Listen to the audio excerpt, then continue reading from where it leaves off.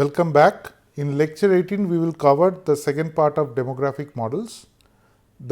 In this particular lecture, we will cover two concepts. One is economic methods of demographic projection and the component methods of demographic projection.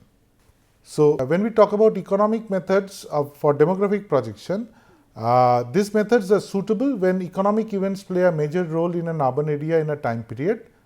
That means economic event means there could be several economic events like the area, there is a lot of new housing has come up, or there is a new industry is being set up, a new steel plant is coming up in an urban area, which creates not only this particular steel plant comes on its own, but it will also bring in a lot of other investment which will change the number of jobs in this particular area and which will lead to migration and other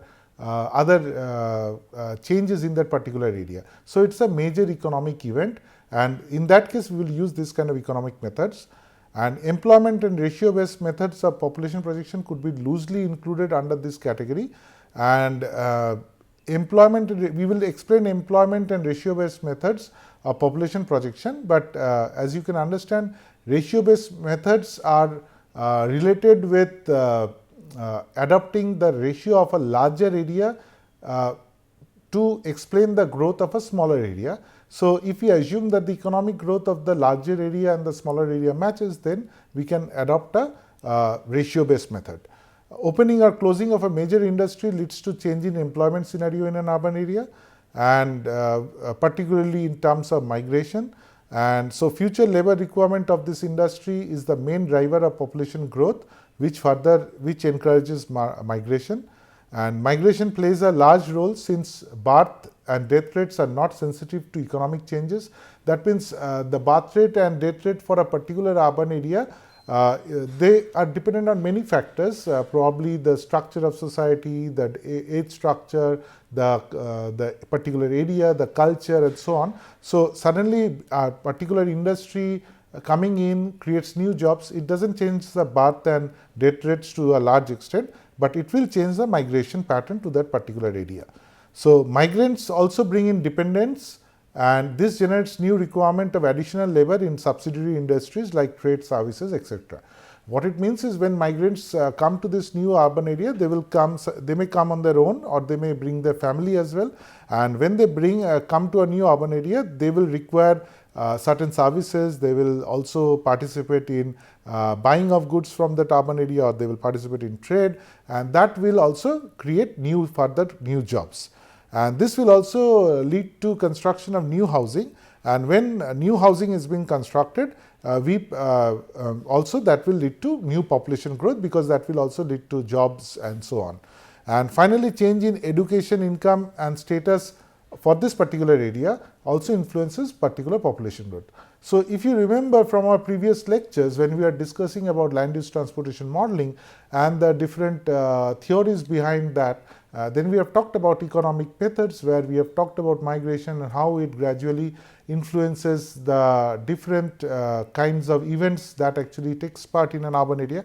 So, these are related with these are mostly related with the economic methods of population projection. So, primarily we can say there is an employment method, there are ratio methods, and there is the migration and natural increase methods, which are used to determine future population of a particular urban area. So, in employment method, we assume that there exists a relationship between population and employment. That means if there is certain amount of employment, it will relate to certain amount of population increase, or certain amount of population growth. And if we have a past data on employment, and future population can be yielded through extrapolation using graphical or mathematical methods. That means if we have previous data on employment and we also know the current population, then based on the employment pattern and the population pattern earlier, so we can say that based on future employment can also lead to future certain amount of population as well. So, here we can see that in many cities or in many geographies, employment forecasts are conducted. That means we forecast the employment in the coming year or the coming period, and this, if we can do that, then we can also do the population forecast for that particular time period. So coming to this side, we have this equation. As you can see, EW into W by P equal to E by P. So E is basically economically active person, that means a person who is walking, and W is person in the working age group, the total number of person who is eligible to work. P is the total population. So E by W is basically the activity rate, that means how much people are engaged in work. W by P is the ratio of working age population of the total population. So if we get to this two, if we can say W and W cancels each other, this gives E by P. So if we know E, we can always predict also P. So because this will more or less remain fixed. So and EW, and that means WP, that is activity rate, and ratio of working age population, can be predicted using regression based on past historical data. So if we can predict this two, automatically we will be able to estimate E by P.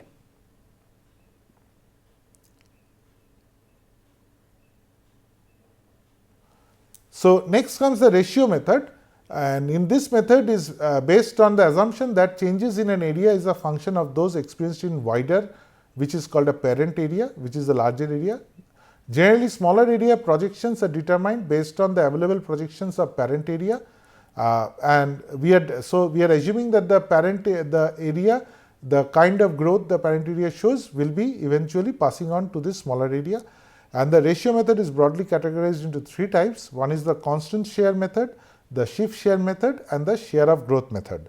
And all these methods require parent area projection to determine smaller area projection. So that means we should require the projected population data of the parent area, then only we can project the population data for the smaller area.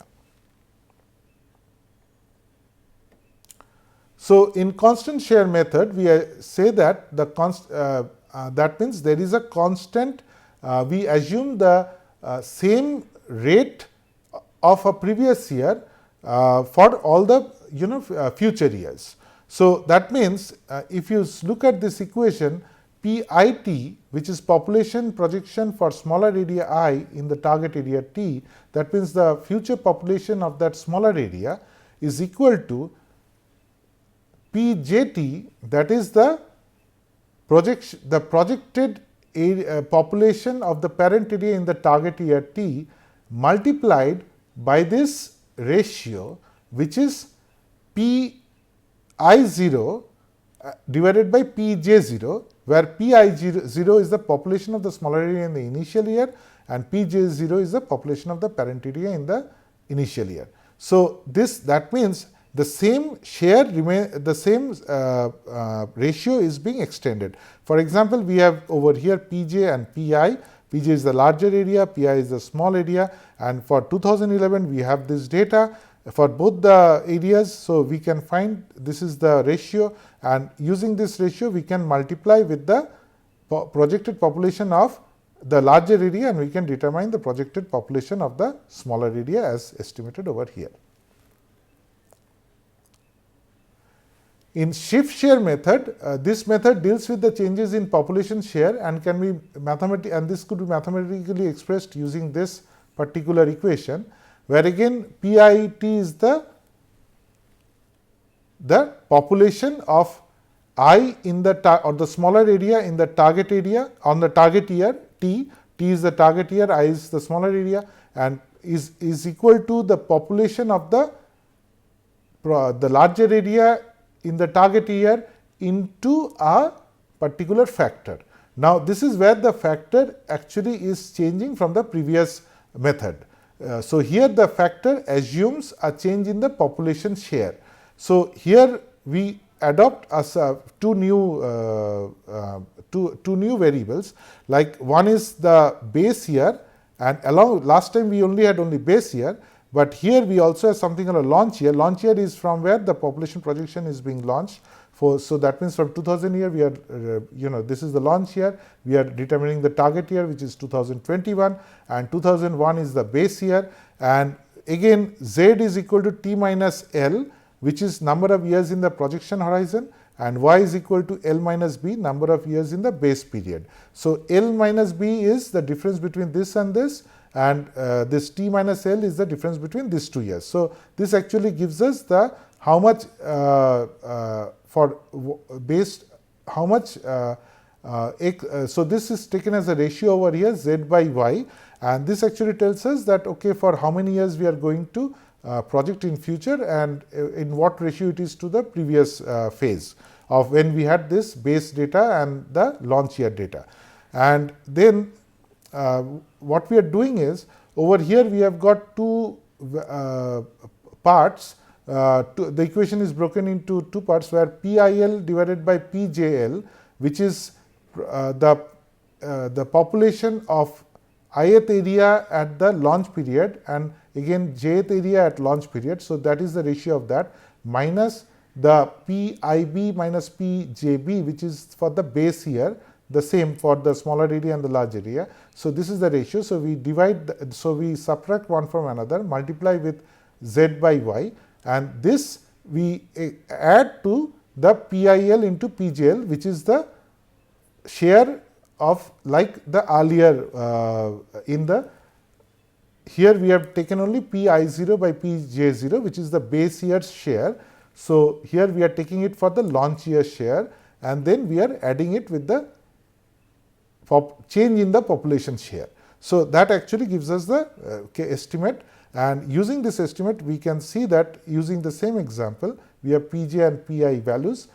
So, this is a smaller area, and we need to determine the target area value for target year for 2021. We need to determine population for 2020 for Pi. So, if we replace all the figures as per this equation, we see this is the PJT value, which is the projected value, and this is the launch year ratio of between these two areas, and this is the change in the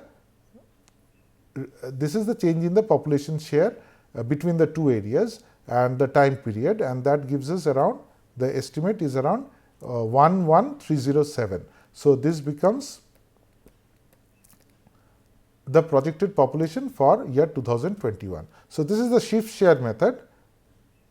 In share of growth method, this is the final type of ratio method, and here this method assumes that the smaller area's share of population change in the parent area will be the same over the projection horizon as it was during the base period.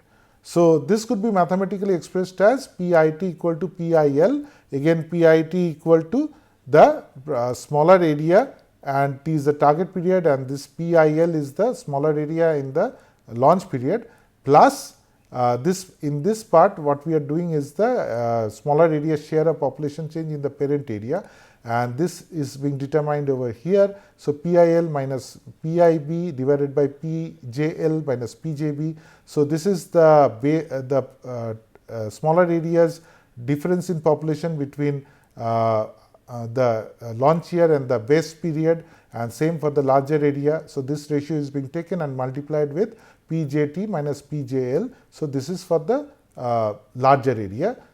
So, this is target year minus the launch year. So, using this we can determine the population for the target year for the smaller area, and here the estimate comes to around putting all the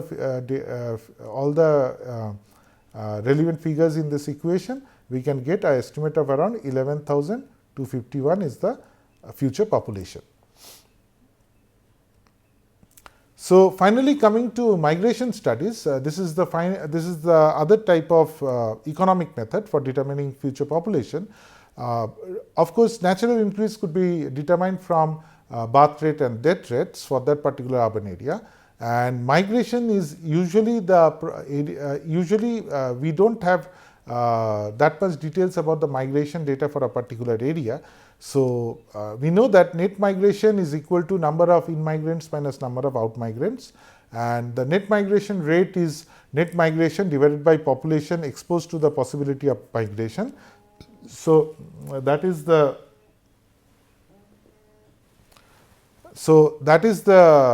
net migration rate is net migration divided by population exposed to the possibility of migration, and to determine net migration we have direct method, and We have also an indirect method. So, direct method basically requires census data and residential census. Either we can get the data from census, like okay, how many people have migrated to a particular area, and with using this data, what we, if we have data like in census, if we have data like residential location 5 years ago for a particular household, then and for a particular area, then we can automatically detect that how many people have moved into this particular area in the or the what has been the net migration rate for this particular area.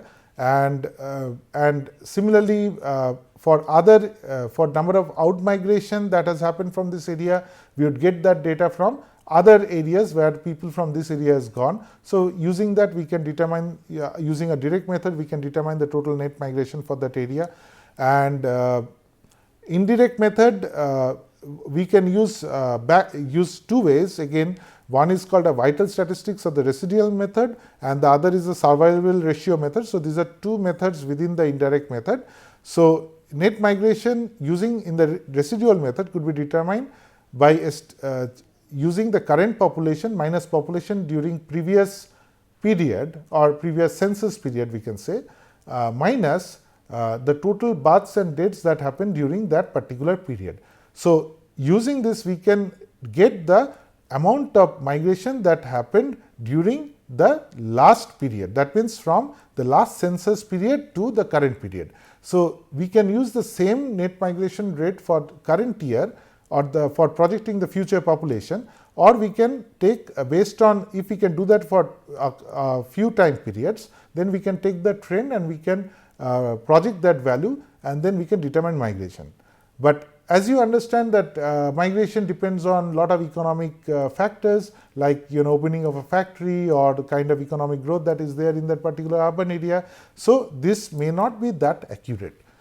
So, in the survival area method, we follow the same procedure as the residual method, but here migration is estimated for each population group as per age and sex, and this could be further elaborated in when I explain the cohort survival method. So, there we will determine population growth for each cohort, each group, which is as per population group as per age and sex, and there you can, if we back using a cohort method in a reverse order, that means if I, instead of projecting, if I go backwards, we can also estimate the total amount of migration that has taken place in an area following similar concepts. So, this is the migration, this is the final way we can, this is the one of the ways economic methods, these are the that we can adopt for population projection. And then comes the component based projection methods, and in this method separate projection of males and females in each age group of the population is undertaken, and that means we divide the population into different groups. And this method also considers separate projection for it could be also done for different ethnic or linguistic groups as well. So, it may be as for gender or age, but any kind of population groups could be adopted, and then these are better than mathematical methods since changes in each component of the population is analyzed, because as we understand the fertility rates, mortality rates are not same for the entire population. So, if we do group wise analysis, then we end up with more accurate estimates. The population components are projected for time intervals equal to the age group intervals. That means that the age groups, suppose we take age groups of 5 years or 10 years, usually the time period for projection, if it is similar, then what we can do is at the end of each time period, one age group could move on to the next age group. That means, if I have a age group of 0 to 10 years and the projection period is for 10 years, I can assume the entire age group will move on to, all the number of people in this particular age group will move to the next age group, which is 10 to 20 years or whichever it is, and then we do not have to do calculation based on every year or so. So, this is why we usually match the age group interval with the time interval of projection, and these two are more or less kept as same, and usually we keep it as 5 years, which is most common. Mortality rates for each population component, again we require this data for each population group, and this is called the 5-year survival ratio as well. So, this data is required. So, sometimes this data is not available, and as we have discussed in earlier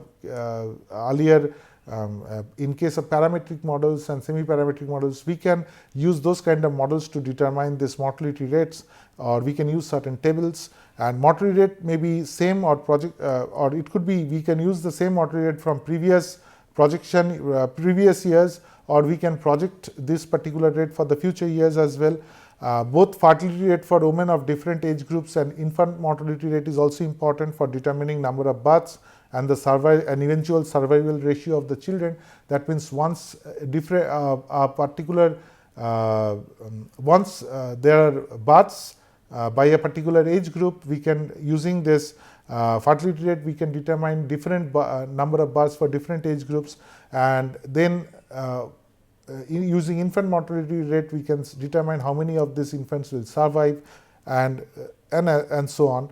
And then future migration can also be assumed divided according to sex and age, and appropriate assumptions for fertility and survival ratios. So, that means the population which is migrating to this particular area, we can also divide them into different age and sex different groups based on sex and age, and then we can also assume certain values for fertility and survival ratios for these particular groups.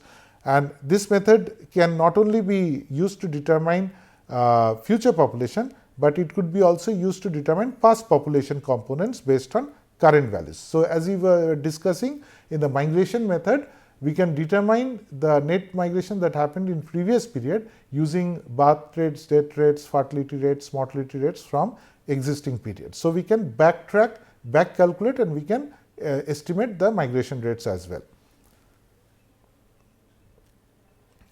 So, cohort survival method is one of the methods which is based on different components of population, where we divide the entire population into different groups, and this is a method for forecasting population based on the survival of existing population and new births. So, that means we estimate the survival rates of existing population groups, and we also estimate the new births that happen for the different age groups, and from that we can estimate the future population.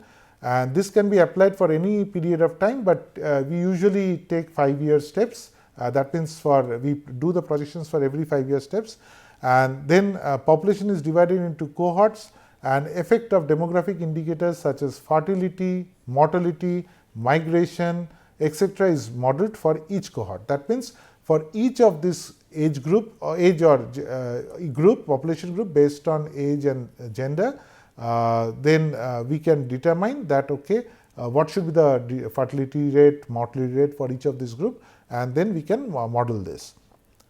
So, the population change after a certain period n with respect to period t can be given by Pt plus n minus Pt equal to B minus D plus Im minus Om.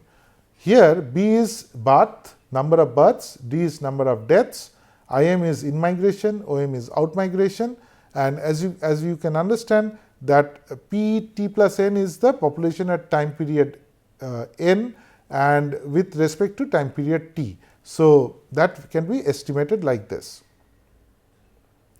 So, this is an example. As you can see over here in this particular table, over here we have divided the population into different age groups starting from 0 to 4, 5 to 9, 10 to 14, 15 to 19 and so on, and it goes on till 100 plus, and as you can see there is very little people in 100 plus, but the groups and total number of males and female in each of these age groups. So, this is how we are breaking the entire population into age and groups based on age and gender, and then we determine the birth rates in each of this group.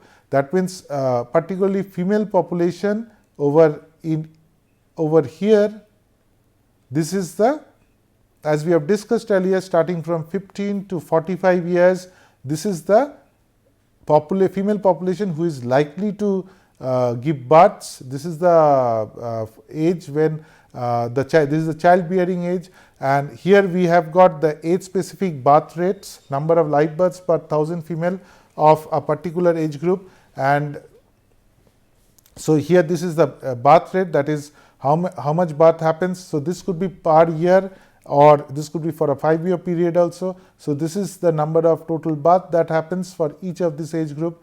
What we do, this is the total, so we add them up, this is the total number of births that happen, and then we determine the based on the mortality rate, which is again for male and female it is different. It is different also for different age groups. Like we see from 0 to 4 age group, the mortality rate is almost like 11% for male and 12% for female, and then it drastically reduces at the age of 5 to 9 years, like 0.9 to 0.8, and then again it reduces, then finally it starts increasing.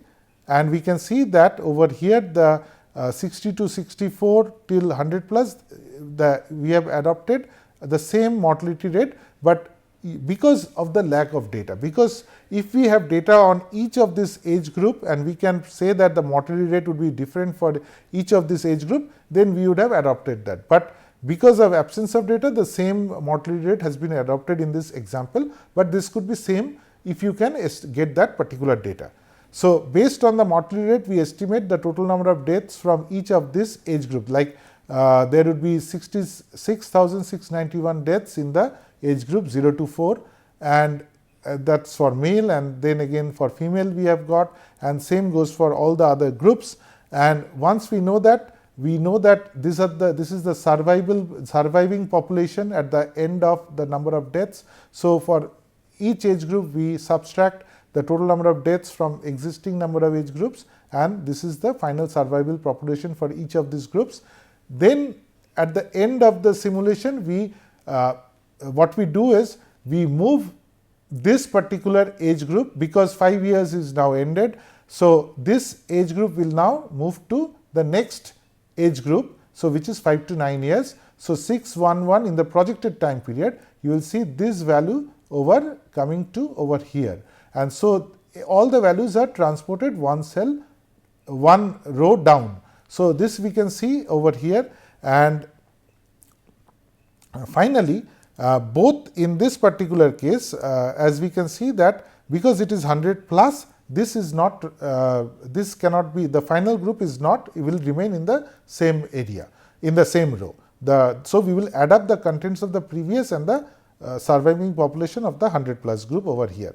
And for the first group 0 to 4, all this number of births that has happened, we divide it as per the sex ratio at birth for that particular area, and we divide the divide the new births into male and female, and then we put them over here in the first age group. So this completes one cycle, and then if we want to project for a period of 10 years, then we will run this for another cycle. So in that way we will do the continuously do the projection. So to infer, we can say that overall population, this is the age sex pyramid of this particular data that we have shown in the previous page. So here we can see this blue is existing male population, and this dotted lines is projected male population. These bars are projected male population, and this violet is existing female population, and then again we have projected female population. So what we can see that over here there is the number of people, the number of births is reduced, and this is over here there is reduction in the lower age groups, and gradually the entire population is actually reduced from previous years. So that means the total number, so overall population is increasing after 1 or 5 years, but it depends that we have to find out that okay, in some cases like over here we have increase, in some places we can also like over here we have increase, over here there is being decrease, but the overall the population is increasing, young population is decreasing, and people in age group 15 and above are increasing, and this operation is to be repeated for n times consecutively for a projection of n years or time periods, and projected populations of t plus 1/8 year becomes input for the calculations of t plus 2 or second year and so on. And people from the terminal age group or age of each group is shifted to the next age group for the next iteration. So, if it is done year wise, then for each age group will be shifted to the terminal year of each age group will be shifted to the next age group, but usually we do it as per age group. So, the entire group would be shifted to the next age group. So, this is how we can project the population, and this is one of the most, this is a very detailed method. We require a lot of data for this, but at the same time you can see this is a more accurate method. And also if you look at the age sex pyramid, it not only tells us that what is the total change in population, but it also gives us which age group there is a decline, which age group there is an increase, and accordingly how this will affect the societal growth, how it will affect the economy of an area based on demographic transitions, based on and what kind of policies could be adopted. This kind of decisions could be taken from this kind of estimate. So, these are the references you can study.